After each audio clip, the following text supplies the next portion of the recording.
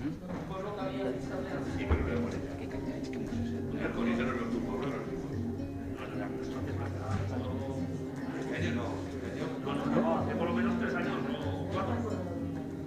Yo creo que era...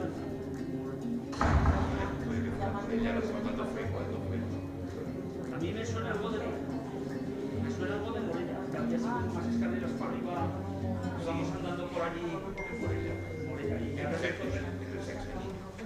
pues la última vez que nos vimos, cuando y el camino nos conectó más. ¿No bajarán por aquí? No, miramos trabajando los chicos, que estuvimos bajando mucho. Y ahora ya, ahora cuando no hay que no por correr allí, ya ni se sabe. Ahora es un año. los chicos todo bien. Bien, bueno, la chica está en el hospital en Sabadell, la Laura está estudiando en Castelldefels y el director está en la pobreza, está allí trabajando. Tenemos 2 para allá por lo que vive de Mon, con los mismos momentos. Y eso, ya estaba preguntando a ver si podían venir a ver para el puente. Digo, hablando con la Laura, no nos hemos mirado. La Semana Santa sí que han dicho, para Navidades sí que han dicho que arreglar la cosa, pero no lo sé.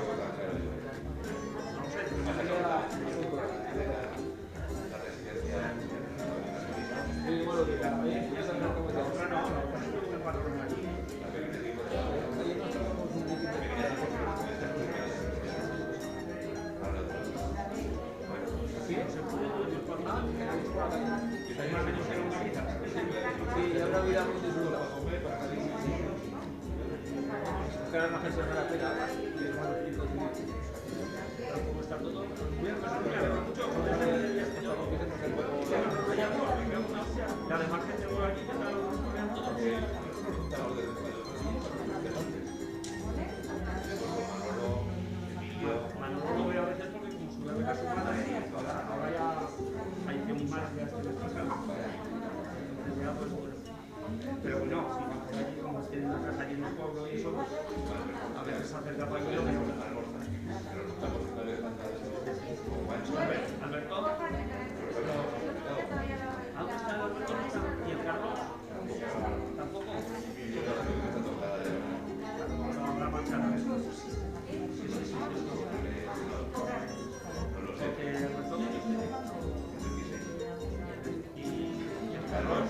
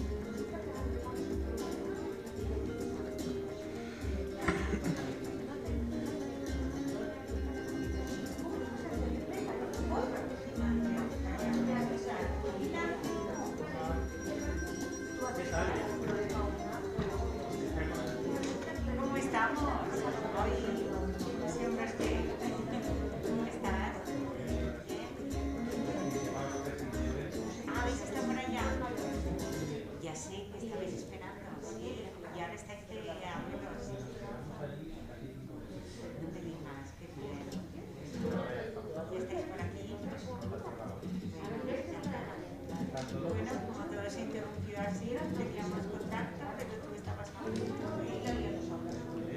Claro, sí, ya está, pero bueno, pues fue en plena pandemia, nació, con las ganas que teníamos de decirte hasta luego. Sí, bueno, queda pendiente. Ahora mismo estamos todas muy aceleradas. No te quites, de vez en cuando tienes momentos de controlar las necesitas un poco.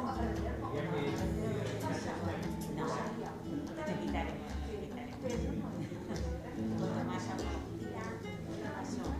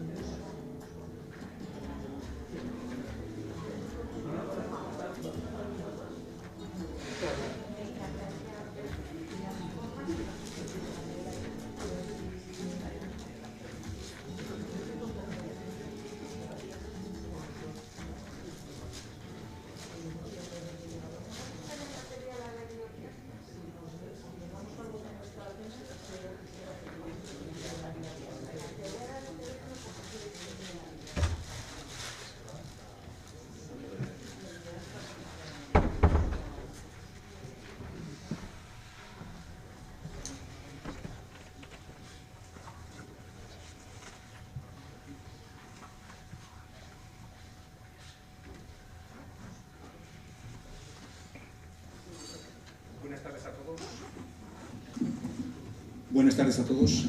Lo primero, si no hay pegas, vamos a quitar las mascarillas los tres que estamos separados y lejos para que se oiga mejor, que si no hay problema. Si alguno protesta, pues las pondremos, ¿vale? Pero la idea es esa. Entonces, lo primero es quitar la mascarilla y vuelvo a repetir, buenas tardes a todos. Gracias por estar aquí una tarde de sábado en este bonito teatro alcañizano.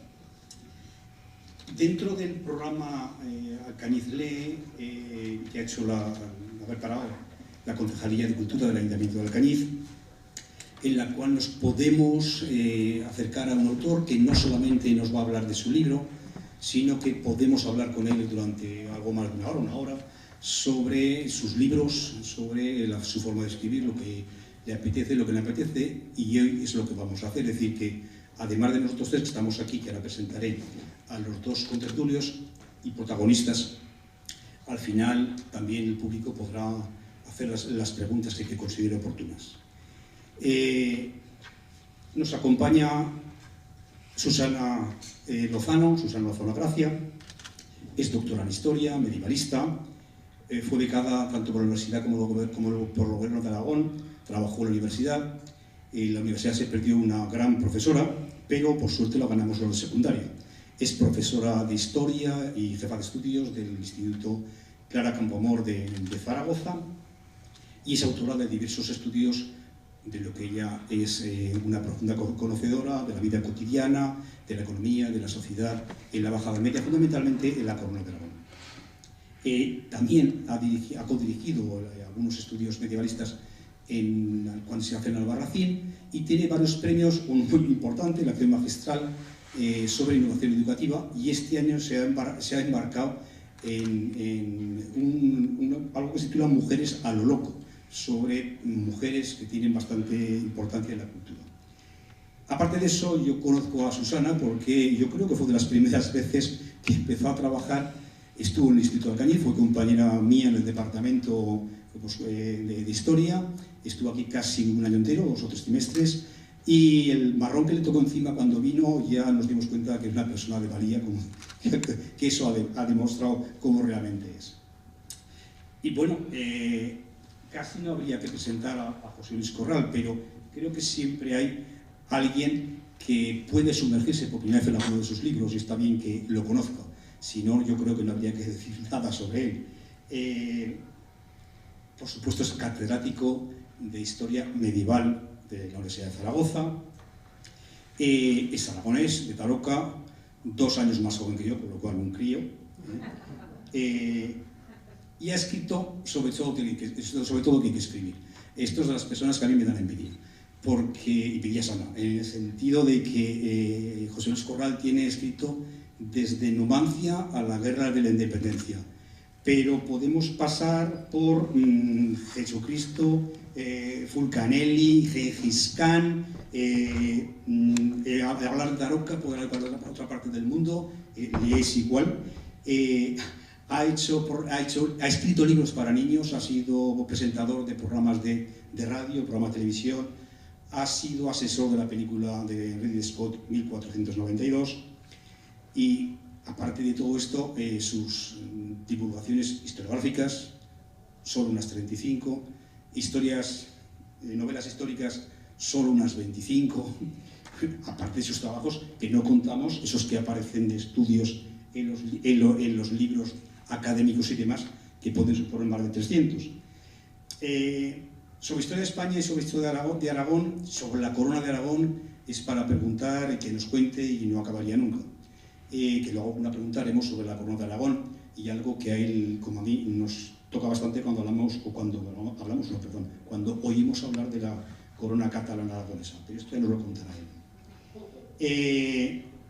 Ha escrito sobre historia de España, sobre los Austrias, sin dejarse el Cid, y los 2 libros que son los 2 últimos, ha escrito sobre nuestros 2 reyes más belicosos, son los 2 últimos, sobre el rey Alfonso I y Jaime I, el batallador y el conquistador, que es el que nos trae hoy aquí para hablar de él. Si esto fuera poco, José Luis Corral ha sido profesor invitado en más de 50 universidades de todo el mundo, por destacar la Sorbona o Friburgo o Guadalajara en México.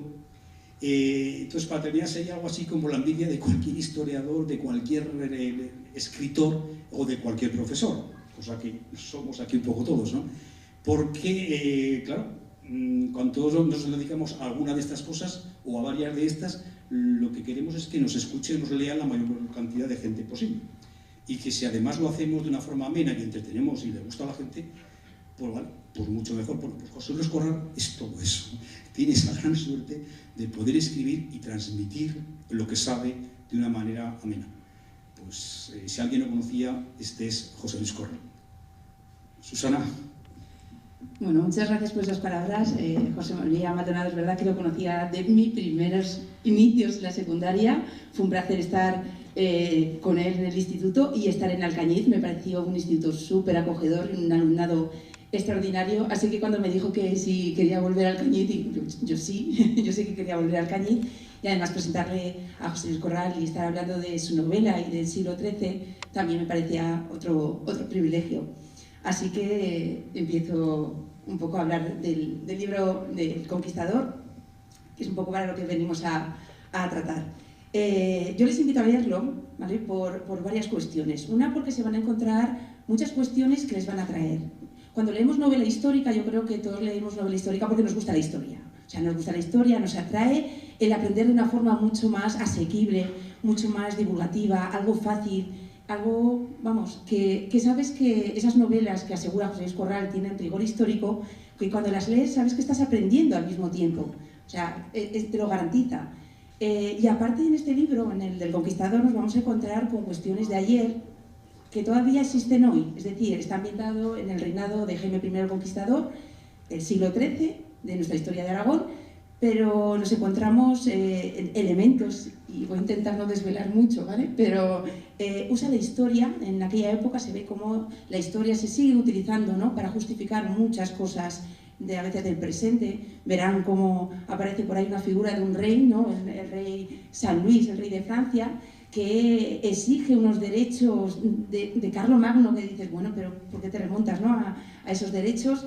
Y también cuestiones que luego hablaremos con él, porque yo creo que es para entrar en debate, ¿no? Esos conceptos territoriales que es ya no solo la corona catalana aragonesa, sino que sepamos diferenciar qué es la corona de Aragón del reino de Aragón, que nos lo explicará súper bien, y los elementos de identidad que supone ese siglo XIII, donde ni siquiera las fronteras estaban bien definidas, ¿no? Y la gente necesita identificarse con un territorio. ¿Y cómo lo hace? El siglo XIII también es un momento de guerras religiosas, un poco como también sucede hoy mismo, ¿no? No hay más que ver las noticias y ver un poco ese polvorín que es la ciudad santa de Jerusalén, que también lo fue en el siglo XIII. De hecho, hay unos guiños, ¿no? en la novela hacia las religiones, ¿no? Cuántos elementos hay comunes en todas las religiones para tenerlas ahí enfrentadas. Y bueno, y ni qué decir también de esas críticas también al rigor, ¿no? de la Iglesia, que exige, pero que también tiene que dar. Las lenguas, ¿no? También yo creo que es un tema candente que aparece continuamente en la novela, que a mí me fascina aprender eso, que digo, ¡ay, qué bien! Que he seguido aprendiendo, como decía Goya, da mucho gusto. Y también hay otro elemento que también es muy habitual verlo, que es el del poder. El poder por encima de cualquier ideología, y lo vemos en las noticias y lo verán cuando vean la novela, ¿no? Esa llegada o sustentar el poder o ambicionarlo, ¿no? Hasta dónde puede llevar. Puede llevar incluso a aliarte con gente que dirías que éticamente no deberías. Vemos a Jaime el Conquistador, bueno, con sus relaciones con Túnez, que digo, sí, no, ahora sí, y son musulmanes, pero eso no importa porque pueden ser aliados en cualquier momento. Y aparte de que tiene muchas cuestiones que yo creo que son muy cotidianas para nosotros, también nos aproxima porque en realidad es una biografía, ¿no? La biografía de un reinado. Y lo que tiene el hacer novelas históricas es que aparecen figuras, la historia, que la hacen las personas. Y entonces cuando una persona está leyendo la vida de otra persona se da cuenta de que pues, se encuentra amor, se encuentra deseo sexual, se encuentra odio, se encuentra miedos, el terror, ansias, satisfacciones, calma, y entonces te encuentras muy identificado con esas figuras porque sienten lo mismo que has sentido tú y tienes de pronto ese salto en el tiempo y esa proximidad con ellos. Y bueno, aparte de eso, ya para empezar a hablar un poco con él, por no desvelar nada y contenerme, ¿vale? Después de haber leído la novela, hemos articulado un poquito los temas para que no fuera lineal, es decir, para intentar no desvelar todo lo que sucede en esas 700 páginas, que parecen muchas, pero se leen rápidas, porque es muy intensa. Es decir, es un reinado muy longevo, ¿no? Como decíamos viniendo aquí, y entonces pasan tantas cosas es una continua tensión. Y se lo digo un poco, y como historiadores, ¿no? Hemos leído la novela y te sabes el final, ¿no? Que hay gente que lee novelas y está buscando a ver qué pasa al final. El final no lo sabemos. Y no lo sabemos porque es una novela histórica, pero sin embargo hay tantas cosas que suceden, hay tanta tensión continua, ¿no? en ese reinado, que bueno, hablaremos un poquito de las coordenadas tiempo y espacio, que me parecen cruciales. Así les ayudará ese viaje por el tiempo. Lo que es la vida y la muerte de un rey, de un monarca, que yo creo que es importante también reflexionar sobre él. Y dos elementos que yo creo que son cruciales en su vida, que son la guerra y el amor, por llamarlo de alguna forma, ¿no?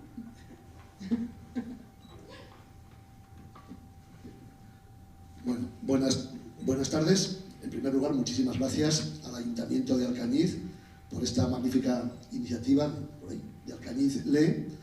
Gracias al profesor Maldonado por la presentación, por sus palabras y, por supuesto, a mi querida profesora Susana Lozano, con la cual colaboro en muchas ocasiones en trabajos de investigación, en trabajos de divulgación y en actos como este, por haber leído la novela y por venir aquí a Alcañiz conmigo para presentar. Pero sobre todo, muchísimas gracias a todos ustedes por estar aquí en esta tarde, en estas condiciones tan estrechas en las cuales nos tenemos que mover, desgraciadamente, en los últimos meses. Y espero, ojalá, pues dure poco esta cuestión.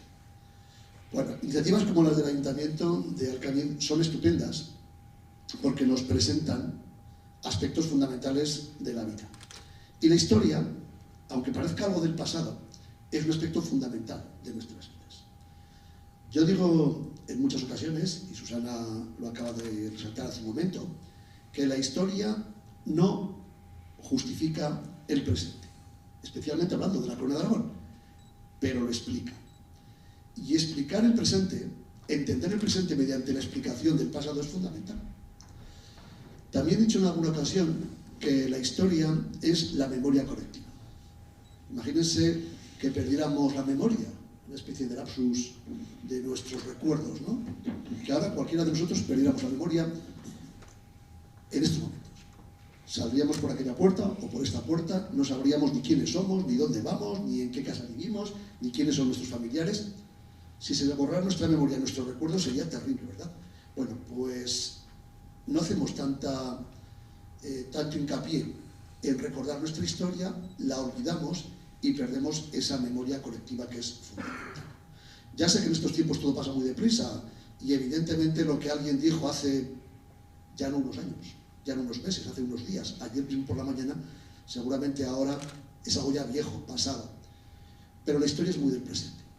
Y en el caso de las novelas históricas, yo tengo una doble condición. Por un lado soy historiador y por otro lado soy novelista. Ya saben ustedes que la historia parece que habla de hechos reales que acontecieron en el pasado y la novela habla de hechos de ficción, de imaginación, de lo falso.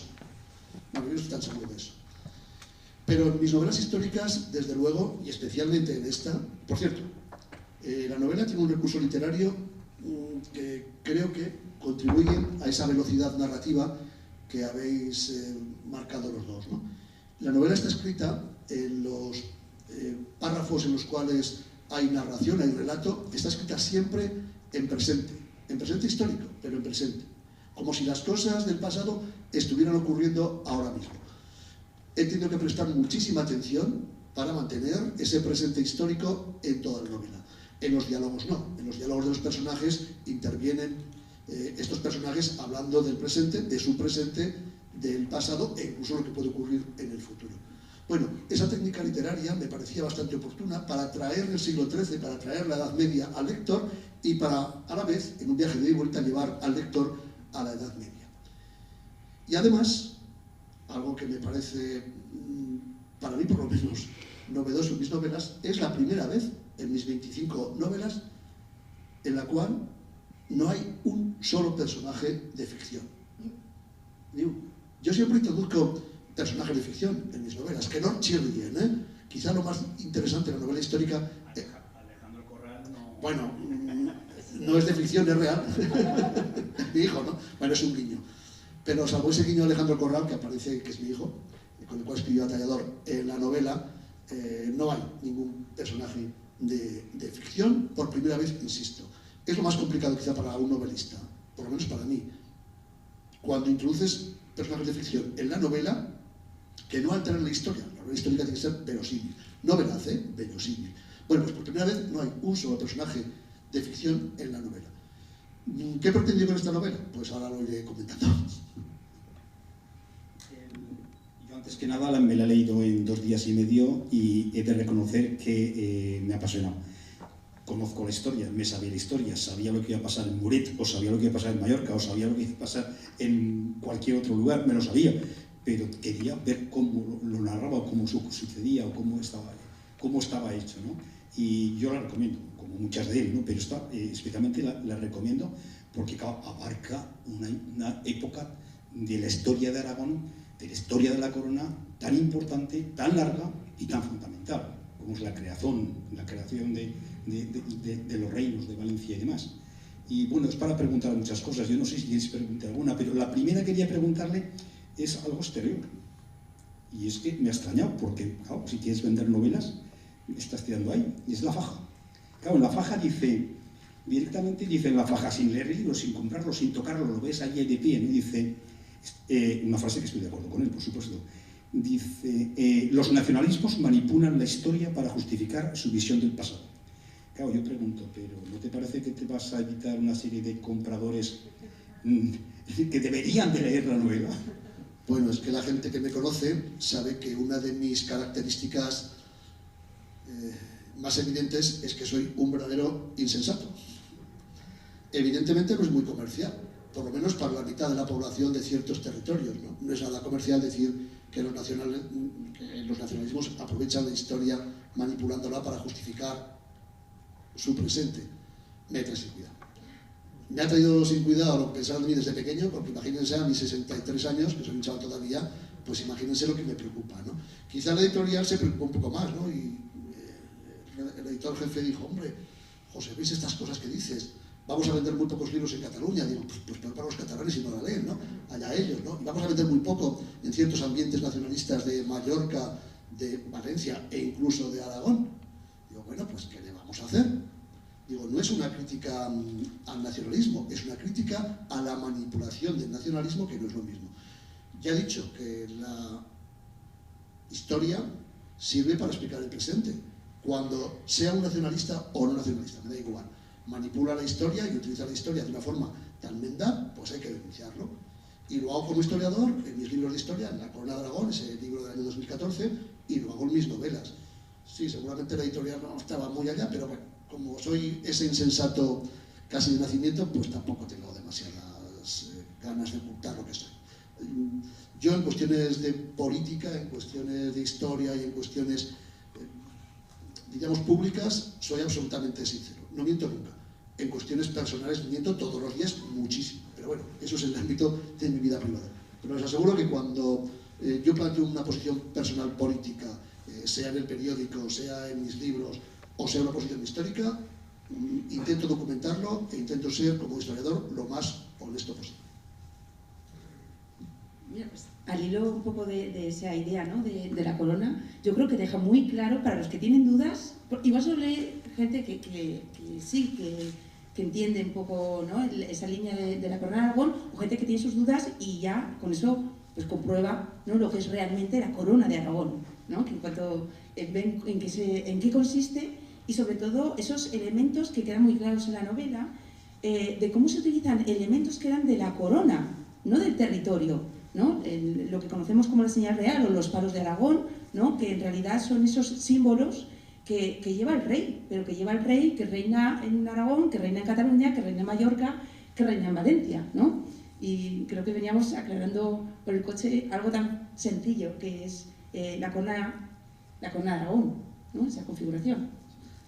Sí, una de las batallas en las cuales yo llevo mucho tiempo lidiando es denunciar la manipulación no solamente de la historia, sino lo que es todavía más terrible, los conceptos en la historia. Por ejemplo, cuando en ciertos ámbitos se habla de la corona catalano-aragonesa, la confederación catalano-aragonesa, los reyes de Cataluña. Es curioso, Esquerra Republicana de Cataluña habla de los reyes de Cataluña, un partido republicano. Esto es muy raro, ¿no? Este país es muy raro en algunas cosas. Bueno, yo siempre intento explicar, por cierto, en Aragón muchas veces también, incluso alguna canción de amigos míos hablan de que Cataluña fue un condado del Reino de Aragón. No es verdad. Miren, rápidamente, además Susana y yo en esto lo hemos hablado muchas veces, para entendernos, en un ejemplo casi de vida cotidiana. La corona de Aragón es una bandeja llena de platos. Un plato es el Reino de Aragón, otro plato es el Reino de Valencia, otro plato es el Condado de Barcelona, luego Cataluña, otro plato es el señorío de Montpellier, otro es el Reino de Sicilia en su momento. El rey de Aragón puede poner y quitar platos de esa bandeja, solo puede quitar los platos que él ha conquistado o ha adquirido por matrimonio, por donación, por lo que sea, no los que ha heredado. El patrimonio no lo puede dividir. Una vez que se constituye la corona de Aragón con la unión dinástica del matrimonio de Petronila, reina de Aragón, con Ramón Berenguer IV, conde de Barcelona, su hijo, Alfonso II, no puede quitar esos platos de la corona. Pero Teruel, por ejemplo, que lo conquistó Alfonso II, que era un niño, en tiempos de Alfonso II, ya es un acapto, es un territorio conquistado por el rey, ya no es del patrimonio de la corona. Pero Pedro II, el hijo de Alfonso II, el padre del conquistador, que conquista Teruel, que conquista algunas tierras al sur de Teruel, ya no puede quitar Teruel de ese plato. Jaime I conquistó Valencia, conquistó Mallorca, son sus acaptos, sus capturas, las puede quitar de la bandeja, pero no puede quitar lo que ha heredado. Eso es la corona de Aragón, una bandeja en la cual un rey que recibe la bandeja con unos platos ya no puede quitar esos platos de la bandeja.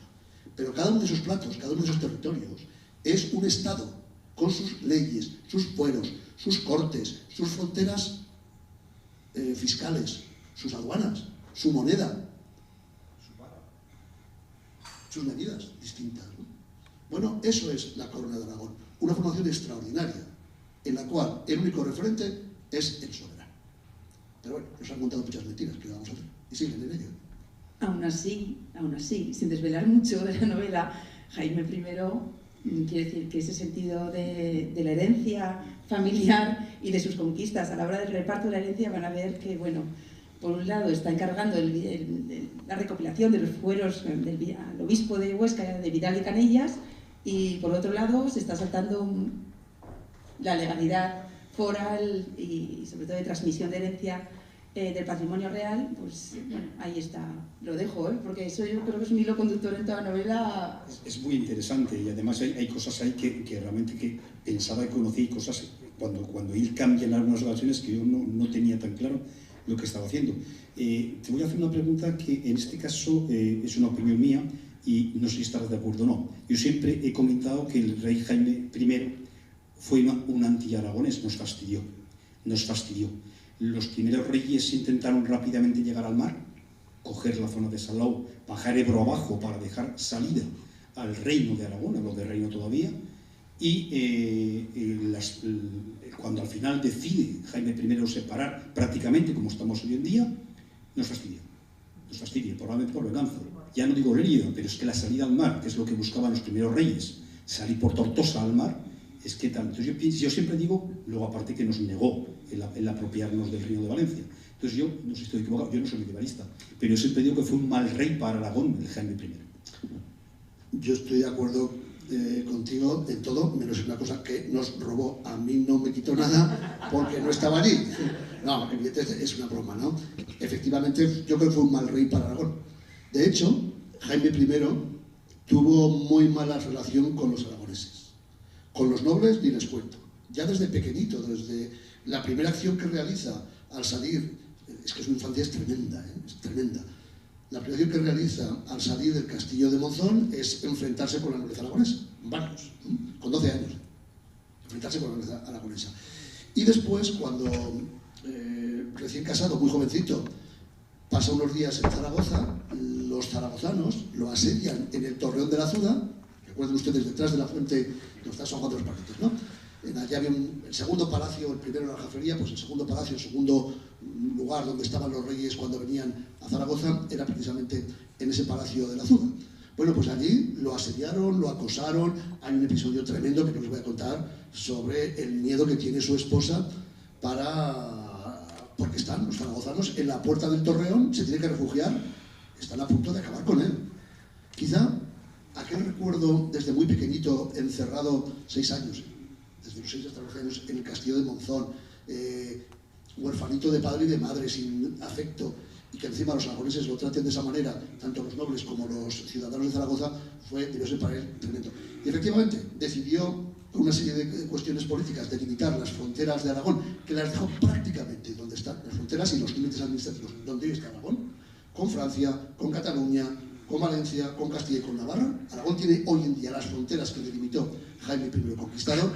Pues fue malo para Aragón porque nos dejó a este territorio, a este reino, en un traspaís, en un país interior sin posibilidad de expansión, especialmente de expansión militar. Estaban las fronteras trazadas con la conquista de Valencia y sin expansión comercial, o por lo menos sin salida al mar.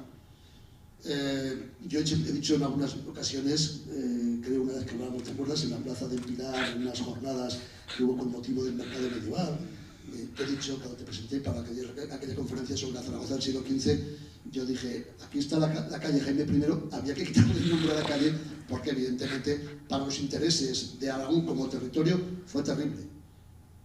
Salou es una conquista de Pedro I. Pedro I de Aragón, el hermano del batallador. En Salou una iglesia que hicieron los aragoneses, clérigos aragoneses hasta principios del siglo XII. Las tierras del norte de la provincia de Castellón, Vinaroz, hasta Peñíscola, fueron tierras donde hubo castillos, ojo, de Pedro I, muy amigo, por cierto, del Cid. Luego se abandonaron. Tortosa, durante un tiempo, fue una ciudad con un estatus especial, un marquesado, que no era catalana. Lérida era aragonesa. En las Cortes de Daroca de 1228, cuando se jura al hijo mayor, Alfonso, como heredero de la corona de Aragón, van los de Lérida. Bueno, luego Lérida pasó a ser catalana por uno de los testamentos de Jaime el Conquistador. Efectivamente, para los intereses de Aragón no fue precisamente un buen rey, pero bueno, es la historia. Yo destacar también en la novela que, a diferencia de Alfonso el Batallador, que su relación con las mujeres fue nula, tanto Jaime I como su padre Pedro II, las relaciones amorosas y la importancia de las mujeres en la vida de Jaime I es fundamental. Susana sabe mucho de mujeres medievales. Lo iba a dejar para el final. Lo dejamos para el final, lo de las mujeres y Jaime I. Sí, ya verás. Bueno, otro de los temas, aparte de lo que es el territorio, yo creo que es importante pensar en el siglo III como un momento de cambio. Lo digo como medievalista, porque a veces tenemos los historiadores esa deformación profesional de leer novelas y pensar siempre, ¿no?, como historiadores. Y verán cómo hay esa línea del tiempo, ¿no?, del reinado de Jaime I, pero al mismo tiempo cuántas cosas influyen en la vida de Jaime I, ¿no? Ya no solo dentro de su reinado, esa relación con los nobles, con sus mujeres, ¿no?, con sus amantes. Luego también los problemas con sus fronteras más inmediatas, ¿no?, que estábamos ya hablando del rey de Francia, del rey de Castilla, del de Navarra, del rey de Túnez. Pero es que de pronto te encuentras que al otro lado del Mediterráneo, ¿no?, que están ahí los tártaros, los mongoles, están ahí influyendo también en el propio reinado, ¿no? Las cruzadas, los intentos de cruzada, las ideas del Papa, ¿no?, de dar cruzada o no a determinados proyectos militares. Todo eso influye en la vida. Y a veces cuando tratamos de dar una clase de historia y explicar cuántas cosas pasan al mismo tiempo, nos resulta súper complicado. Y de pronto digo, jo, pero qué fácil es leerlo en una novela, ¿no? Te corto, por aumentar ya las contestas, es que se inicia la novela con su padre. Y es que nos cuenta la batalla más importante de la Reconquista, la llamada Reconquista, ¿no? Es que nos explica la batalla de la Nava de Tolosa. Y me parece que es un aporte al libro en general que da una continuidad de toda la historia de Aragón y de España. Me parece muy interesante. Es que estamos en un periodo de la llamada Reconquista. Por cierto, el nombre de Reconquista no lo busquen en la Edad Media porque se lo inventaron en el siglo XIX. España tiene estas cosas y los historiadores españoles también, ¿no? El nacionalismo españolista y el castellanista, que es casi peor, en el sentido de falsificación de la historia, que el nacionalismo catalanista o pancatalanista, que prefiero ser preciso en estas cuestiones. Sí, la novela empieza un poquito antes del nacimiento de Jaime I el Conquistador. Por cierto, no contéis cómo fue gestado, porque realmente es un episodio muy novelesco, ¿no? Cómo su padre y su madre hicieron lo que hicieron para gestar a este niño.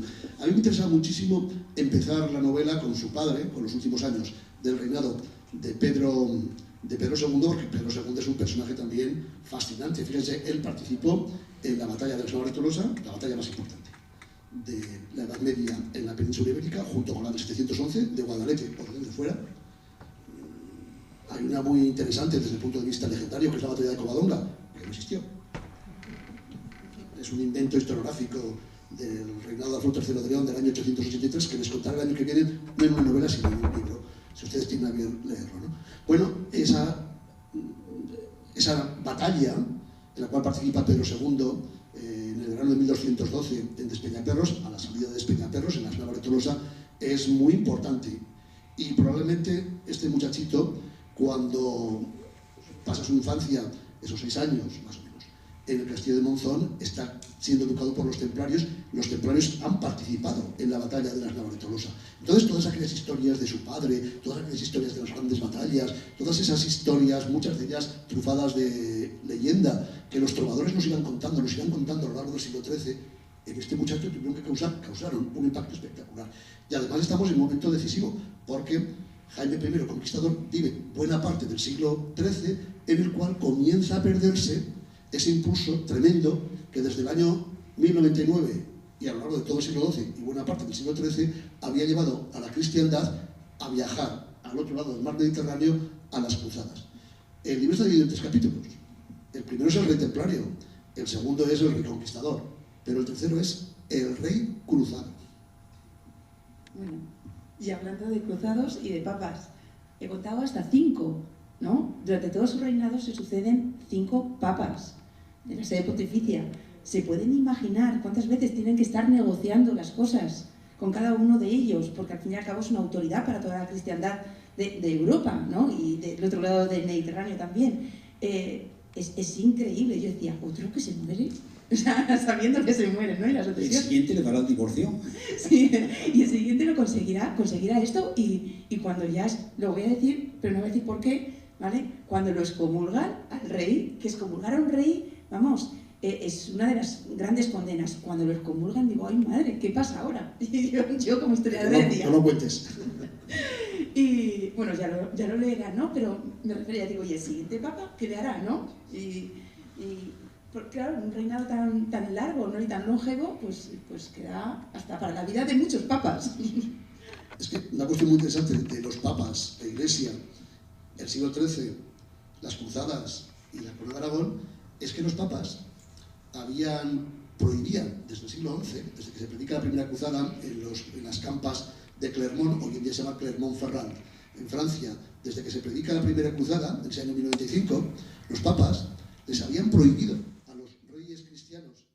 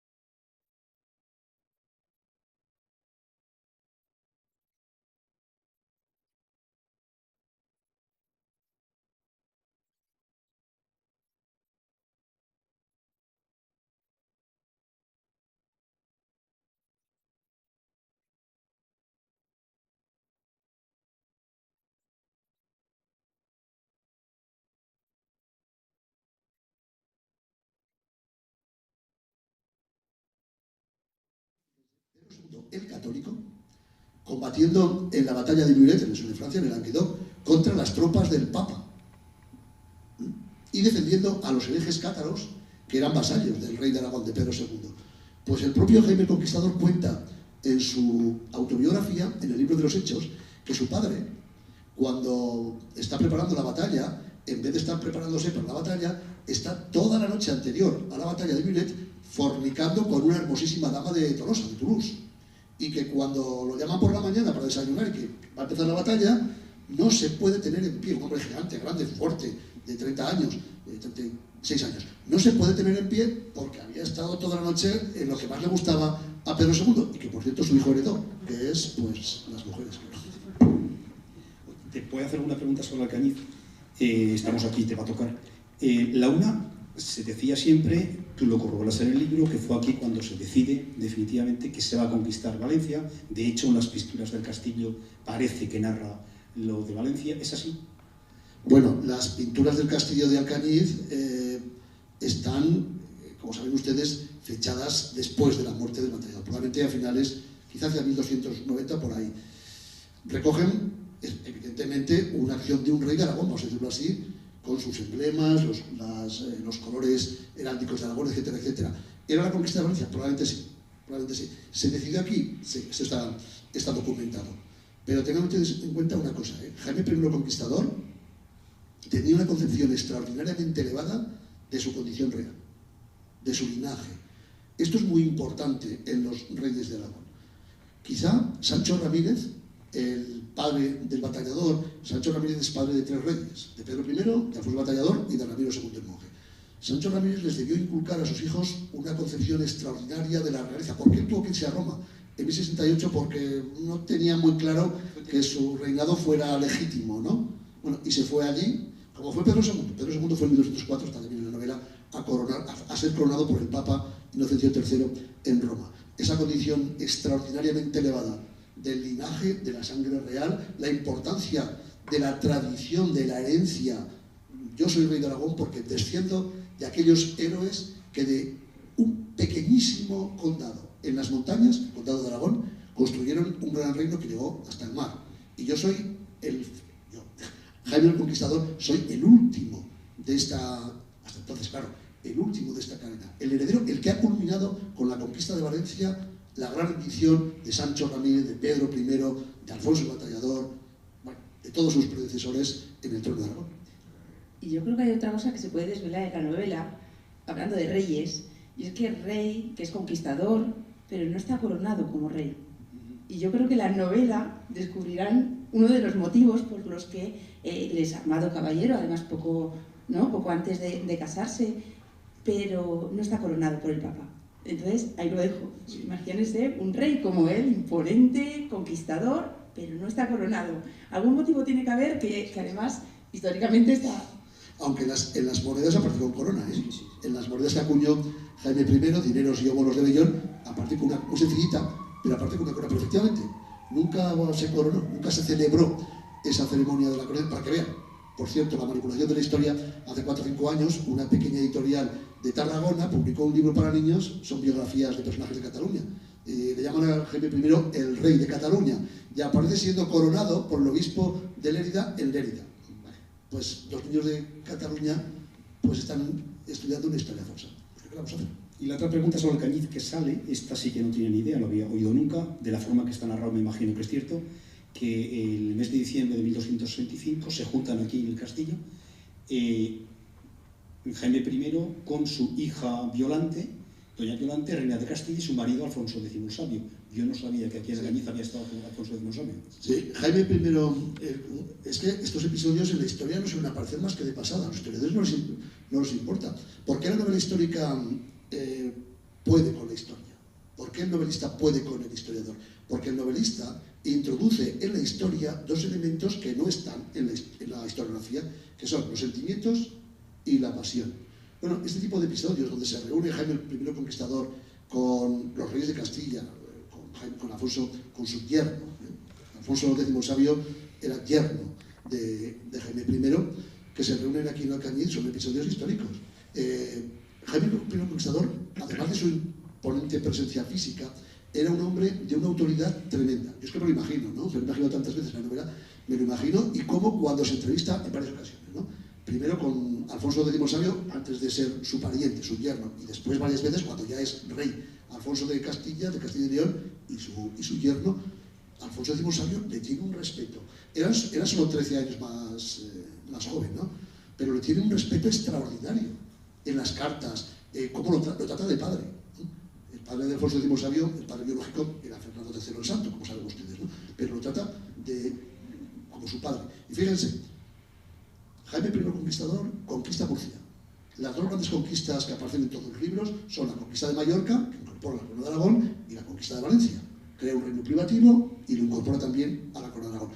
Pero en 1266, ya 10 años antes de morir, conquista el reino de Murcia, que le tocaba a Castilla según ese reparto que habían hecho varios tratados, el de Amirra, el de Cazorla, el de Villar, y se la regala a su yerno, se la da a Alfonso, y Murcia desde entonces ha sido parte del reino de Castilla. ¿Por qué de la corona de Castilla? Porque es un regalo que le hace Jaime el Conquistador, y porque en los pactos, en los tratados internacionales entre Castilla y Aragón, le correspondía a Castilla. Hemos tenido reyes en Aragón curiosos y muy raros. Este es un personaje muy peculiar, Alfonso I les cuento. Pero del Fernando el Católico les he hablado en la primera novela de los Austrias, la primera entrega de los Austrias, y ese sí que tiene también mucho sobre lo cual contarles historias que nos han contado tan mal, que en fin. Hay una pregunta que yo no conozco, porque te van saliendo por ahí, pero es muy variada y que cuando he buscado no sale. No sé si me imagino que tú la controlarás, no lo sé. Y esto me lo hicieron además un amigo alcanizano, y dice, ¿en qué momento pasa a ser en los condados de Barcelona, de la Seu d'Urgell, de Cerdaña y demás, pasa a denominarse Cataluña? Porque en un principio no es Cataluña. No. La primera vez que aparece la palabra, no Cataluña, sino catalanis, fíjense, curiosamente, es en una crónica anónima, no sabemos quién la escribió, pero desde luego la escribió un pisano, un comerciante o un mercader de la ciudad de Pisa. Pisa perdió buena parte de su poder, de su poderío, de su influencia a principios del siglo XIII en beneficio de Florencia.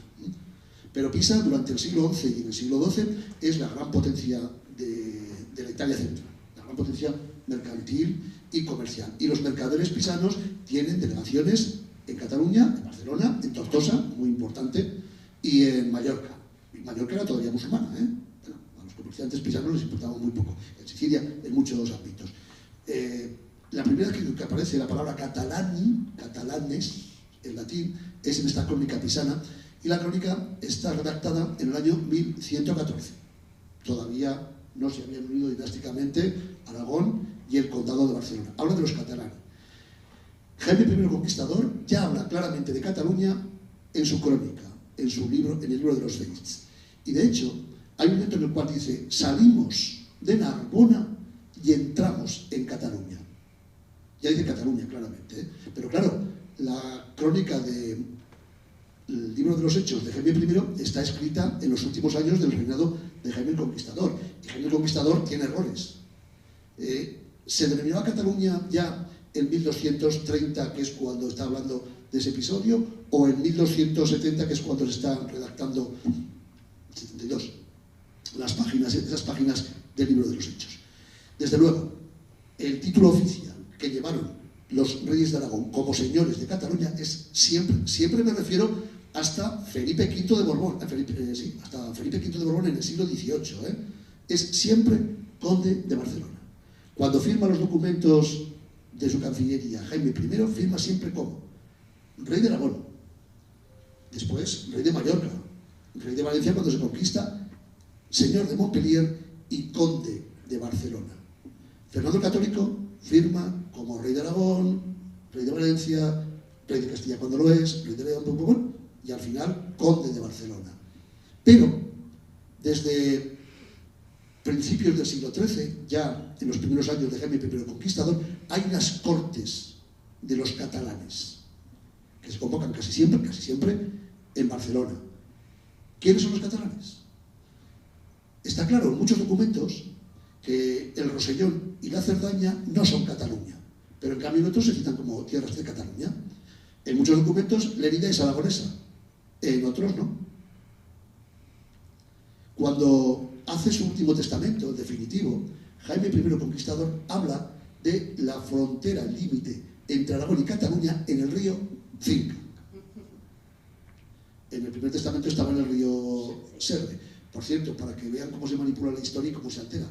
Próspero de Bofarull y Mascaró, director del Archivo de la Corona de Aragón a mitad del siglo XIX, destruyó, hizo desaparecer, borró, ocultó, porque no ha aparecido, el pergamino número 758 del Archivo de la Corona de Aragón, que era el primer testamento del batallador, en el cual claramente decía que Lérida formaba parte de Aragón, porque el límite estaba en el río Segre. Y como saben ustedes, la Lérida medieval, ahora está en ambas orillas, ¿no? Pero la Lérida medieval está a la orilla derecha, y la desembocadura, claro, en la orilla derecha del río Segre. Luego Lérida, como se ratifican tantos documentos, era aragonesa. Ese documento lo conoció Zurita, por eso lo conocemos, y lo conoció Toutoulon, Charles Toutoulon, un historiador francés que lo vio en el Archivo de la Corona de Aragón, nos lo contó. Pero yo lo he buscado y les aseguro que 758 no está. A ver qué ha sido de él. Ahí está la novela, ¿no? Entre el Cinca, el Segre, ¿no? Ahí está el Lérida y un montón. Y hay otro tema que también está en sus testamentos continuamente, sus decisiones a lo largo de toda la novela, y es el lugar de la sepultura, ¿no? Que a mí me parece algo que parece, pues, irrelevante, pero yo creo que ahí es un debate, ¿no? Entre él decidirlo como rey, como una figura, como persona, el principio de su linaje, es decir, tiene que pensar como eslabón de un linaje familiar, donde tengo que elegir esa sepultura, el panteón real, donde lo localizo, y luego, por otro lado, es la identidad, ¿no? La identidad del territorio, porque tener en tu territorio ese panteón real también dice mucho. Ahí tenemos, ¿no?, a San Juan de la Peña, está San Juan del Viejo, el Monte Aragón, donde estuvo Alfonso I, ¿y dónde va a elegir Jaime? ¿No? Sigena, lo sabemos al final, pero lo tiene que leer. Es muy importante dónde reposan los restos mortales del rey, porque es la tierra donde va a reposar. Claro. Y hay otra cosa antes de morirse, ¿no? Que creo que es importante, que es la guerra. Si hay una cosa que a mí me encanta, es cuando una novela consigue fácilmente desmontar unos tópicos. Es decir, esas batallas, ¿no?, medievales de las películas, de pronto ves que no son así, ¿no? Que ni esos ejércitos eran tan numerosos, ni esas conquistas de las ciudades eran, ¿no?, tan... al asalto y eso que se ve en las películas. Sí, sí. Es que efectivamente nos han contado unas guerras muy de película. Yo les aseguro que cuando hace un año me llamaron para preguntarle sobre la escenografía y el atrezzo de la serie del CID que van a poner ahora, está pasando ahora, van a pasar ahora, parece, por televisión, yo he escrito una novela sobre el CID, me quedé estupefacto cuando me mandaron las imágenes del CID, creo que las han cambiado. Les dije, mira, esto no es así, no iba la gente vestida en el siglo XI, ¿no? Era una cosa tremenda, ¿no? Era como el Señor de los Anillos. Creo que la han mejorado. Y bueno, no llegamos a un acuerdo y no sé cómo será la serie de televisión. Pero yo les aseguro que cuando escribí la novela así, hace ya 20 años, yo era evidentemente 20 años más joven y estaba bastante fuerte, no como ahora que estoy hechos mixtos, para ver cómo combatían estos caballeros de la Edad Media, en concreto los caballeros del Cid en el siglo XI.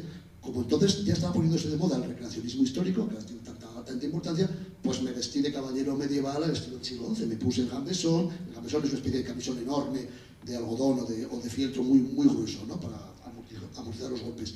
Me puse una cota de malla, me puse un casco, el equipo de combate pesaba unos 25 kilos, todo aquello. Con una espada de 7 u 8 kilos, pues bueno, yo estaba entonces bastante fuerte. Empecé a dar golpes y les aseguro que a los 2 o 3 minutos estás hecho polvo. Entonces, todas esas batallas que nos cuentan las crónicas, empezó a combatir por la mañana, a las 7 de la tarde seguía dando golpes. Es imposible. Una batalla podía durar literalmente, un plis, plas, porque inténtenlo ponerse una armadura de 25 kilos, una cota de malla, en el mes de julio, con todo el calor, con el casco encima, y verán como por muy bien entrenado que estés, por muy fuerte que seas, no duras demasiado. Sí, porque las convocatorias suelen ser en primavera, ¿no? Las convocatorias de guerra. Claro, claro. Quiere decir que cuando empieza la calor. Y yo creo que hay una frase, igual que siempre está esa figura del rey, de sus nobles, ¿no? Esas figuras, la élite, ¿no? que rodea un poco al rey. Hay una frase que yo la voy a leer porque me encantó, porque ves esa realidad del campo cuando dice: no subestimes a campesinos y mercaderes. Esa tierra suya, viven de ella desde hace siglos y la van a defender con todas sus fuerzas. Entonces, de pronto desmontas el ejército, ¿no? Desmontas ese ejército uniformado y ves a esa gente que está luchando también por su tierra, por su derecho de mantenerse allí. Esa repoblación que hay, y si le dan facilidades para venir a algunos sitios, pues claro, después lo que hacen es defender lo que les han regalado de alguna manera. Que por cierto, lo nombras de pasada, pero tiene que ser muy interesante esa dicotomía que hay en Alcañiz, siendo una población del rey, una población real, pero en cambio tenemos una orden que no manda en la ciudad y que además no es aragonesa. Con lo cual hay unos problemas con frecuencia, que hay muertos de por medio entre los dos. Claro, es que ahora tenemos una idea de que hay una jurisdicción para todos. La Constitución, presuntamente, claro, una cosa es, antes lo decía muy bien Susana, el rey tiene un derecho, Aragón tiene unos fueros, pero luego el rey puede hacer lo que quiera. Porque ustedes no se creerán que se cumple todos los días la Constitución en España, ¿verdad? O sea, una cosa es lo que dice la Constitución, lo que dice el derecho, y otra cosa es cómo se aplica ese derecho. Y efectivamente en Alcañiz hay un problema muy considerable en la Edad Media, porque es una tierra de conquista, es una tierra de repoblación, es una tierra que, por cierto, la conquistó y la repobló Ramón Berenguer IV, pero como príncipe de Aragón y conde de Barcelona, ya casado con Petronila. Efectivamente, los problemas de jurisdicción son tremendos, porque la gente tiene una jurisdicción en función de dónde nace, en qué clase social nace y dónde vive. Yo soy de Daroca. Nacer en Daroca en el siglo XIII era un privilegio extraordinario, porque no tenías señor. Nacer en Almonací de la Sierra era tremendo, porque eras vasallo de un señor feudal que tenía sobre ti, como campesino que cultivaba las tierras del campo de Cariñena, del campo de Almonací de la Sierra, derecho de horca y derecho de cuchillo, de horca y cuchillo, ¿no? Es terrible. Bueno, simplemente pasar de un término municipal a otro te cambiaba por completo la jurisdicción. Uno de los, quizá, periodos más importantes de nuestra historia es precisamente estos hechos de la repoblación de los siglos XII y XIII, porque Aragón tuvo, y esto sería para reivindicarlo, yo lo reivindico siempre, una y otra vez, unos fueros de repoblación, sobre todo del Ebro para abajo, del Ebro hacia el sur, extraordinarios. El que el fuero de Daroca, el de Calatayud, el de Teruel, tengan el mismo fuero judíos, musulmanes y cristianos. Esto dicho ahora parece normal, pero dicho en el siglo XII es revolucionario, es tremendo. El que no tuvieron señores es fantástico, ¿no? Claro, en cambio, en otros territorios estaban estos problemas tremendos de justicia. Yo estoy la mar de a gusto, pero estoy viendo de reojo que son las 7 y vamos aquí, nosotros están a gusto hablando, y había dicho que las mujeres las íbamos a dejar, así que yo no quiero terminar sin hablar de ello. Ahora viene lo bueno. Bueno, había dicho que lo iba a dejar para el final porque yo creo que es otro de los, otra hilo conductor que hay en la película, ¿no? Que es las mujeres. Hay unas frases que yo he cogido literal porque me gustaron. Dice: el rey no sabe vivir sin amar, no puede vivir sin amor. Yo creo que pasa un tiempo sin ellas. Bueno, es que el haber quedado huérfanito con 5 años de padre y de madre, el no haber tenido cariño paterno ni materno, afecto paterno, los padres no tenían mucho cariño, más bien afecto, ¿no?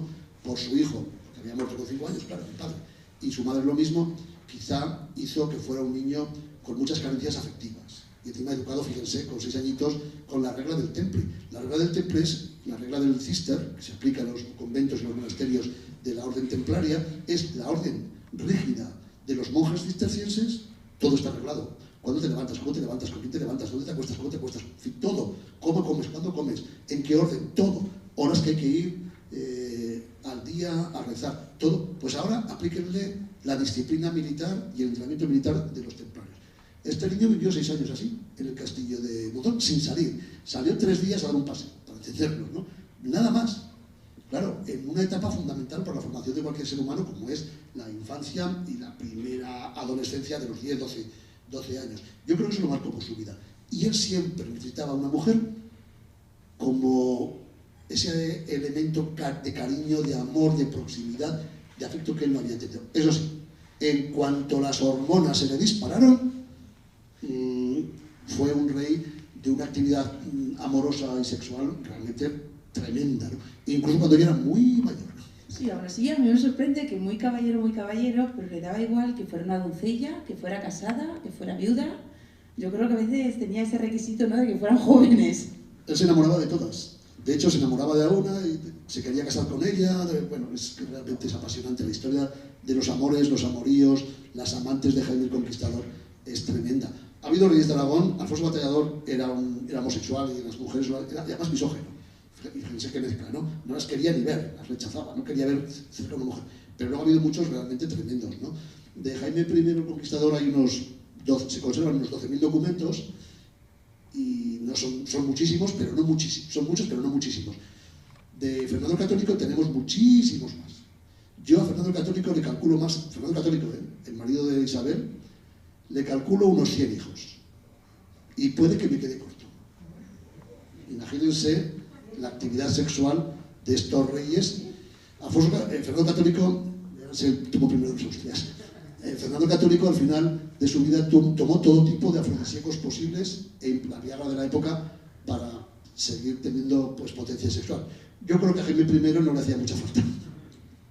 Susana, no sé si tú esto lo conocerás, pero eso que ahora verían de otra manera, me refiero a las mujeres, el hecho de que cualquiera está dispuesta a acostarse con el rey, esté casado o no esté casado, este es su marido delante o no este es su marido delante, se veía de otra manera, me imagino, en la Edad Media. Eso le quería preguntar yo, pero a él. Bueno, eso te lo pregunté yo a ti. Cuando estaba escribiendo la novela, le agradezco a Susana, sobre todo aspectos que ya conoce, y especialmente de la condición femenina. Claro, yo soy un hombre, por ahora, nunca se sabe. Pero soy un hombre y cuando abordo personajes femeninos, y he tratado algunos, de hecho, La prisionera de Roma, una de mis novelas, mi primera novela en Planeta, es una novela sobre Zenobia de Palmira, una mujer prodigiosa en el siglo III allá en Siria, ¿no? Pero claro, cuando trato figuras femeninas en mis novelas, sobre todo cuando quiero que hablen las mujeres, pues a mí es muy difícil meterme en la piel de una mujer, y más en una mujer del siglo XIII. Y a Susana le preguntaba, por eso te digo que es mejor que lo digas tú, me preguntaba, oye, una mujer en el siglo XIII, cuando se le presenta un rey tan guapo, tan estupendo, tan maravilloso, y encima con ese porte, ¿qué hubiera hecho una mujer, aunque estuviera casada, ante una propuesta del rey? Es que yo creo que no es la altura ni el porte del rey, yo creo que es el rey, ¿no? Esa figura del rey como lo más, el máximo referente social que podían tener, pues yo creo que lo consideraban como un privilegio. Entonces, asumen el deber de servicio hacia el rey. Yo creo que lo ven más como servicio a, o cumplir un deber, que como, ¿no? Como... Bueno, también el ser elegida por el rey para visitar su cama, ¿no? Eso también era un privilegio. Incluso muchos nobles a sus hijas, prácticamente desde los primeros reyes de Aragón, a sus hijas las llevaban directamente a la cama del rey, porque luego el rey le iba a dar a ese noble, a ese padre o a ese marido, le iba a dar concesiones importantes porque su esposa, su hija, se había recostado con el rey. Claro, supone un privilegio social, un privilegio económico también. O los casaban después con nobles, a estas amantes, me refiero que son cosas que... Pero hoy en día nos parecería extrañísimo, ¿no? Bueno, tenemos una moral, es que la moral cambia con el tiempo, ¿eh? Cuando yo escribí Gengis Khan, El Amuleto de Bronce, la novela sobre Gengis Khan, es que la moral de los mongoles en el siglo XIII no tiene nada que ver con la moral nuestra de ahora. Si es que ahora hay moral, que también lo dudo, ¿no? Pero, o la moral, por ejemplo, de decir la verdad. Al Cid no se le ocurre mentir, lo dice en algún texto, ¿no? Al Cid no se le ocurre mentir. Por eso cuando he visto la serie de Netflix, ¿no? Que pone el héroe, el traidor, la leyenda traidor, el Cid era todo menos traidor. Bueno, Jaime I era un hombre de palabra. ¿Por qué? Porque la palabra era el honor, y el honor para un caballero era fundamental. ¿Recuerdan ustedes el alcalde de Zalamea, de Calderón, cuando dice: al rey la vida y la hacienda se ha de dar, pero el honor, el honor es patrimonio del alma y el alma sobre de Dios. Bueno, si ustedes quieren, es un recurso literario, pero es un recurso moral también, en este caso en el siglo XVII, pero en la Edad Media los recursos morales eran otros. Cuando Leonor de Aquitania encarga que escriban novelas sobre caballeros medievales, el ciclo artúrico, que está inspirado seguramente en la figura de Alfonso el Batallador, a sus trovadores, a sus novelistas, a sus escritores de la corte de Aquitania, de la corte de Poitiers, la moral de la relación entre un hombre y una mujer no tiene nada que ver con la que nos han contado, sobre todo por parte de la Iglesia. Es que la moral cambia muchísimo. Si ustedes van, ahora ya no, pero si ustedes en el siglo XIX aparecen por Groenlandia, por el norte de Groenlandia, y se encuentran en un invierno, claro, 6 meses de noche, con mucho frío, con 40 bajo cero, durante todos los meses del invierno, y un inuit, un esquimal, les ofrece a su esposa para que pasen la noche con ella, esto a nosotros nos parecería, hombre, dejarle a mi mujer hasta que viene por aquí el viajero, para ellos era un honor compartir la esposa con el viajero. Ahora nos parecería, pues quizá poco, bueno, ahora ya no, pero esto pasa, claro, las culturas, hay que hacer la referencia moral según las culturas, los tiempos y las épocas. Y esas mujeres eran además muy influyentes, ¿no? Lo dicen hasta los asesores del propio rey, ¿no? Cuando dicen, hay ocasiones en que la voluntad de esas mujeres es más importante que el propio ejército. Así que, imagínense, en el reinado de se enamora, sí. Susana, pasamos, dejamos a ver si alguien quiere hacer alguna pregunta del tipo que sea sobre la novela, sobre otra cosa. Y ya veis que el conocimiento de la historia de Aragón es abundante. Sobre lo que queráis. Voy a hacer un salto en el tiempo. Hay cierta relación de semejanza entre la corona aragonesa con la corona española, con los reinos de los virreinatos, que no eran colonias. Era como una bandeja donde el rey era el punto de unión entre virreinatos y los demás reyes. Bueno, en cuestión personal, antes los reyes tenían muchos amantes, ahora parece que no, ahora se comportan muy bien, ¿no? Y antes tenían dinero en paraísos fiscales y ahora parece que no. En esto algo hemos mejorado. Pero desde el punto de vista del territorio, no. Desde el punto de vista del territorio, la Corona de Aragón es una formación única en la Edad Media Europea, una formación política única. El único vínculo que une a los territorios de la corona es el rey. Ya he dicho antes, ¿no? También Susana. Cada territorio de la corona tiene sus propias instituciones privativas. Hay unas cortes generales de todos los territorios de la corona que se solían reunir casi siempre en Monzón, pero para cuestiones de política del rey en el exterior de la corona. Expansión por el Mediterráneo, relación con Sicilia, relación con el Papa, etc., ¿no? Esas eran las cortes generales, donde acudían nuncios de Aragón, de Valencia, de Cataluña. No existe ninguna formación en Europa, ni después en la corona de España, parecida a la corona de Aragón. De hecho, cuando se instaura la dinastía de Borbón en 1707 en España, lo que hace con los decretos de Nueva Planta entre 1705 y 1713 Felipe V es unificar todos los derechos de todos los territorios de su corona a las leyes de Castilla.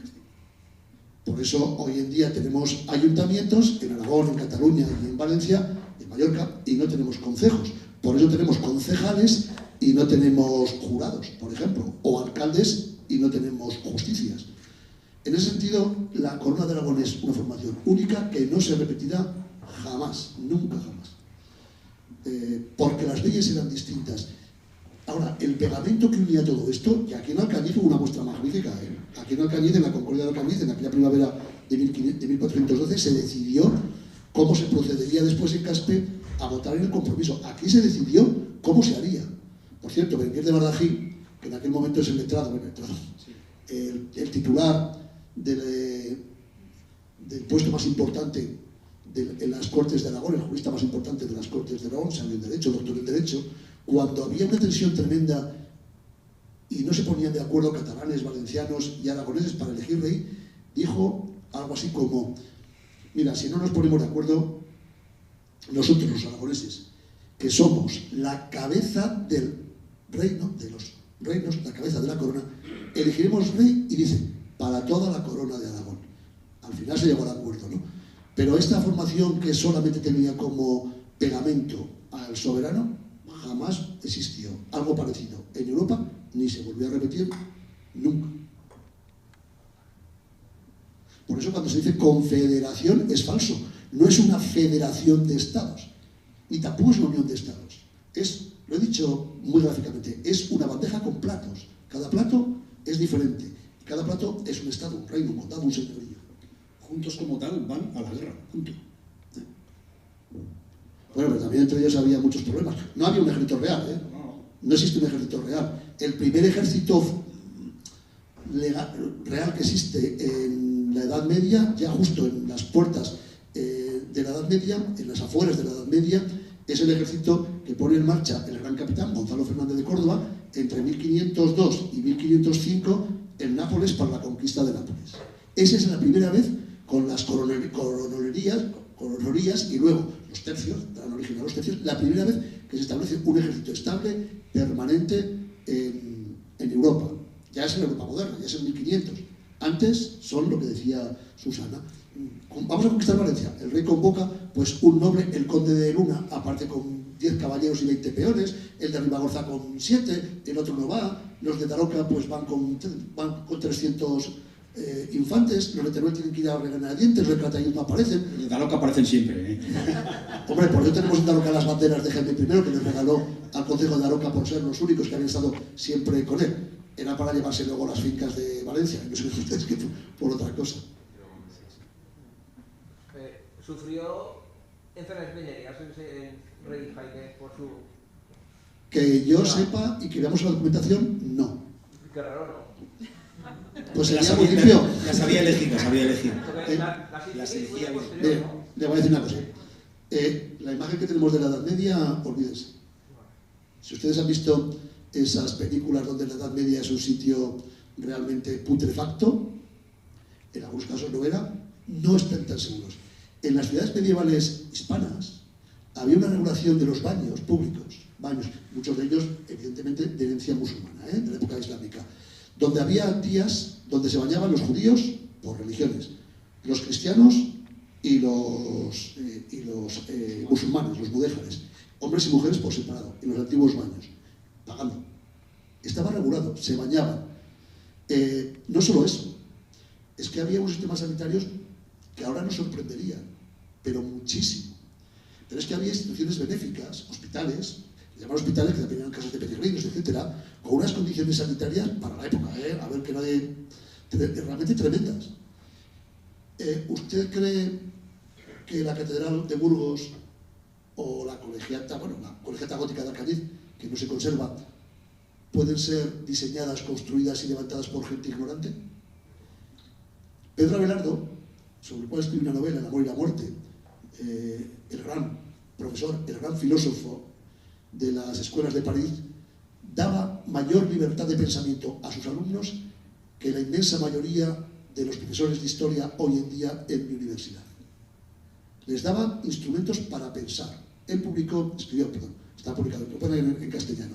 Se ha traducido un librito pequeñito que se llama Sic et non, así y no. Es un pequeño instrumento para que sus alumnos de las escuelas de París, todavía no estaba la universidad, no funcionaba aún, la universidad se había fundado aún, a principios del siglo XII, aprendieran a pensar, aprendieran dialéctica, retórica, pensando, con pensamiento crítico.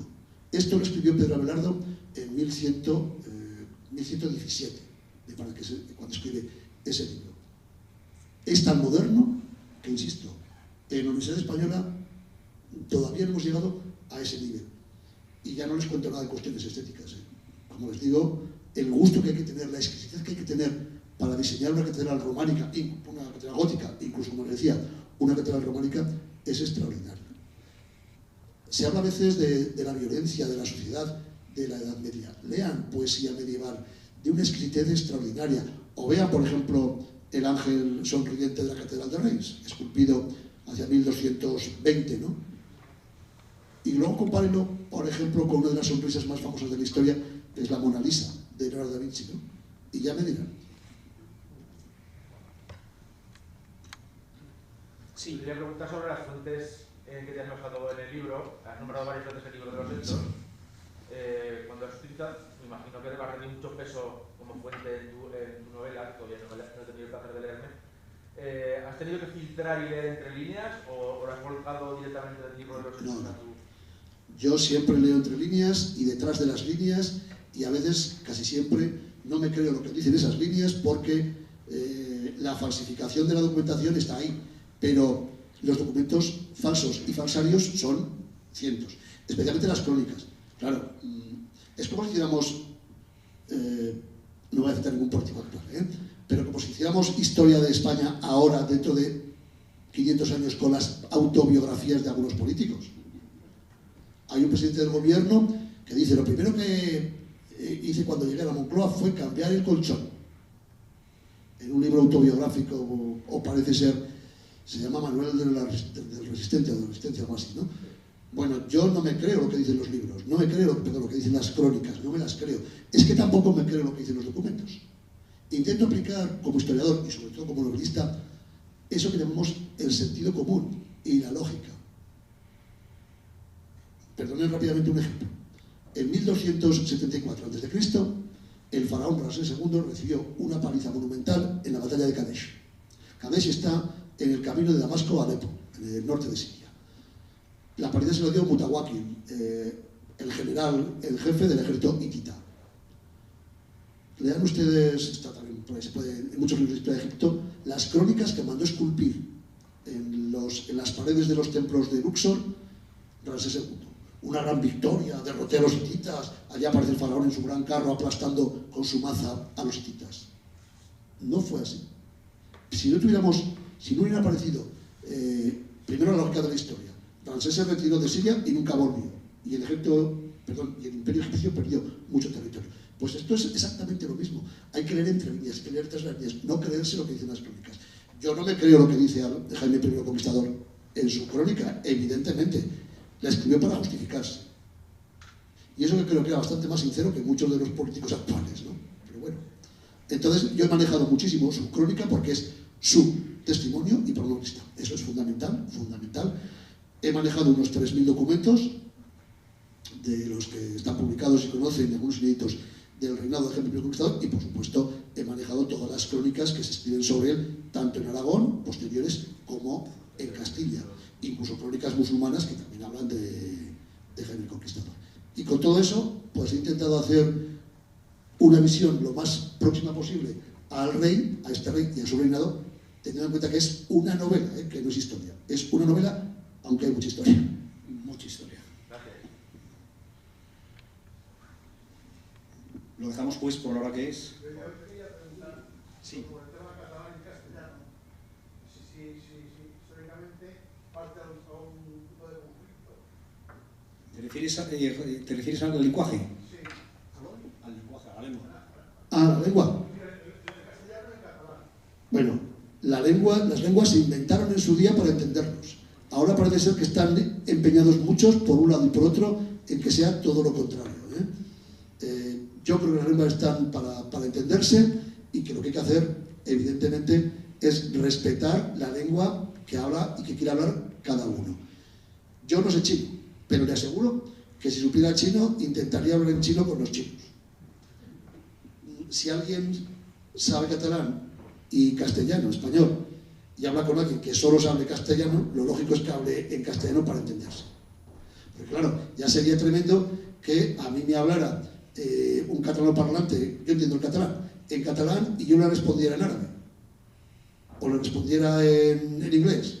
Bueno, pues no, las lenguas están para entenderse. Y hay que confluir en que hablemos en una conversación en la lengua que mejor nos entendamos en cada momento. Yo no entro en cuestiones políticas, es que lamentablemente este asunto de las lenguas también se ha utilizado ahora y en la historia por cuestiones políticas. Es lamentable, es lamentable. Las lenguas deberían estar para entendernos y cuanto mejor nos entendamos, será mucho más provechoso para todos. Pero lo que quiere decir que siempre ha sido un problema. Sí, no, se ha creado un problema. Yo jamás he tenido un problema con gente que habla mi lengua a la hora de hablar. También es verdad que hay gente que le explica las cosas y no entiende nada, aunque sepa tu lengua, también es verdad. Si yo voy a un lugar donde se habla una lengua determinada y nadie sabe hablar mi lengua, si a mí me dijeran, tienes que ir a vivir a Verjoyans, allá a la Siberia a 70 bajo cero, ¿no? Pues intentaría aprender ruso lo más rápidamente posible, porque nadie va a hablar castellano en Verjoyans, por supuesto, ¿no? Bueno, pues es lo que hay que hacer, que las lenguas sirvan para entendernos y tener un poquito de sentido común. Un poquito de sentido común, que no es tan complicado, no es tan difícil. En este momento el castellano como tal no existía en Aragón. Era diferente, y lo que sí está claro era que cuando se juntaban con alguien de fuera, lo que hacían era hablar latín, y se entendían en latín. En el siglo XIII en Aragón se hablaba aragonés. En Teruel en el siglo XIII se hablaba aragonés. El castellano entra como un ciclón en Aragón cuando precisamente en el compromiso de Caspe se elige rey a un castellano, a un trastámara como es Fernando de Antequera, que se trae notarios, secretarios castellanos. Y luego el castellano tiene una ventaja sobre cualquier otro idioma de la península ibérica, y es que el castellano tiene una literatura medieval portentosa. Es que no hay ninguna lengua que tenga el poema, en el mundo cristiano occidental, ¿no?, que tenga el poema del Cid. Es mucho mejor el poema del Cid que la canción de Roldán, ¿eh? Está en primitivo francés. Bueno, en la lengua del norte es muchísimo mejor. Es que la potencia lean ustedes el poema del Cid y verán un verso como aquel de los sus ojos tan fuertemente llorando. Es que es de una sensibilidad, de una potencia literaria. Estamos hablando de la gran literatura castellana del siglo XIII, la gran literatura castellana del XIV, del XV, y luego algo muy importante, la primera gramática castellana, la de Nebrija, es de 1499. Catalán no tiene una gramática hasta 1870, si no recuerdo mal. El aragonés hasta 1970. Claro, competir con una lengua que tiene una potencia literaria tan tremenda como el castellano desde el siglo XIII es que es muy complicado. Por eso se fue imponiendo, aparte de las cuestiones políticas, en Aragón. Y por eso en Cataluña el 100% hablan castellano y el 50% hablan catalán. La potencia, bueno, ahora ni les cuento, ¿no? En el mundo el castellano ya es la segunda lengua materna, después del chino. Y por encima del inglés, por cierto, ¿eh? Y probablemente, tal como va la demografía, en 30, 40 años, yo espero verlo, el castellano será la lengua más importante, el vehículo de transmisión más importante de todo el mundo. Por una razón muy sencilla. Porque, y además esto tiene mucho que ver, los griegos y el euskera. Porque nuestra lengua, el castellano, tiene las 5 vocales puras, A, E, I, O, U. A diferencia del inglés, que tiene 13 vocales, algunas de ellas casi impronunciables, o del árabe, que tiene 6 vocales, que son o la hamsa, que es una letra casi imposible de pronunciar por alguien que se ha acostumbrado a la fonética europea. Esa pureza de los 5 sonidos vocálicos limpios, puros, A, E, I, O, U, ni E, ni O, E, O. Imagínense lo que es para un norteamericano pronunciar Trump, Trump, Trump. Lo tienen, han visto algunas películas, tienen algunos apellidos, los tienen que deletrear. ¿Cómo se escribe? T-R. Eso en castellano casi no hace falta, ¿no? Y eso es una herencia del griego, que también tiene las 5 vocales, aunque tiene la omega, que es una O larga, y la eta, que es una E larga también, y del euskera. El vasco solo tiene las 5 vocales puras. Y la R sonora de Roberto, que es herencia del vasco, claro. Bueno, pues esa potencia del castellano, más los 600 millones que lo hablan en el mundo, yo creo que es muy importante a tener en cuenta en el futuro. Independientemente, insisto, esta es pura cuestión real, ¿no? No es cuestión política. Ahora, los políticos harán lo que les venga en gana, ya veremos a ver si les dejamos.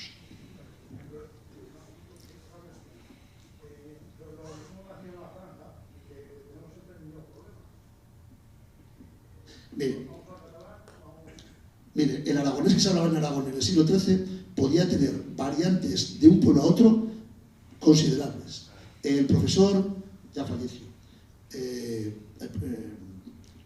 Manuel Alvar, que fue director de la Academia de la República Española en los años 90 del siglo pasado, mi buen amigo mío, Manuel Alvar hizo un diccionario de modismos aragoneses, ¿no? Y hay palabras, sobre todo de aspectos de la vida cotidiana, que varían de un pueblo a otro bastante. En una A, una I, tremendo. ¿Por qué? Porque al no haber una gramática, las variantes locales es la misma lengua, se puede entender, pero hay muchas variantes. Lean ustedes, por ejemplo, las grandes novelas de novelistas catalanas sobre todo, de la posguerra. desde Carmen Aforet a algunas otras, ¿no?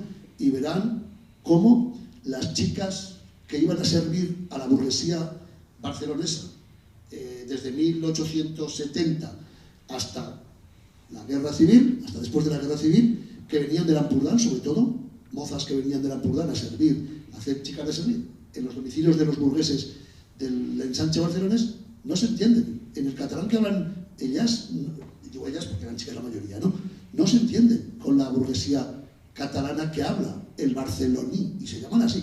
Y no lo digo yo, esto es pura historia de la literatura catalana, ¿eh? Claro, cuando se hace una gramática y se estudia en los colegios, entonces sí, pero en la Edad Media eso no existía. Entonces el aragón que hablaban en Teruel tenía evidentemente el tronco común que habían llevado los repobladores, pero luego había modismos valencianos, modismos árabes, muchos, cuanto más al sur, más modismos árabes, castellanos, porque estaban cerca. Cuando llega un comerciante, yo qué sé, un comerciante de cueros, ¿no? Nosotros hicimos un trabajo sobre Daroca en la Baja Edad Media y aparecían muchísimos documentos. Llega un comerciante de Molina de Aragón, de Castilla, de Guadalajara, y llega a Daroca o a Calatayud al mercado y trae cueros. Y de repente lleva unos guantes de cuero que ha fabricado, que los lleva de una manera. Bueno, pues la gente de Daroca empieza a llamar a esos guantes que compran a ese mercader de esa manera, pero no es, es un modismo castellano. Las lenguas se han hecho así, hasta que llega alguien y se sistematiza, como hizo Nebrija en 1499, sistematiza una lengua. Si Cicerón hubiera aparecido por la corte de Jaime I Conquistador y les hubiera hablado a los notarios que escribían en latín, no hubieran entendido nada, porque el latín de Cicerón no es el latín que se hablaba en la corte, en la curia de los reyes medievales. Bueno, las lenguas son así, y esto es lo que hay que estudiar, y esto es lo que hay que explicar. Ahora, si utilizamos la lengua para separarnos en vez de para unirnos, estaremos en un problema. Bien, no se dejen que nos hagan estas cosas. Yo creo que es hora ya de dejarlo. Gracias, Susana, gracias, José Luis. Ha sido un placer teneros aquí en Alcañiz. Muchas gracias. Muchísimas gracias.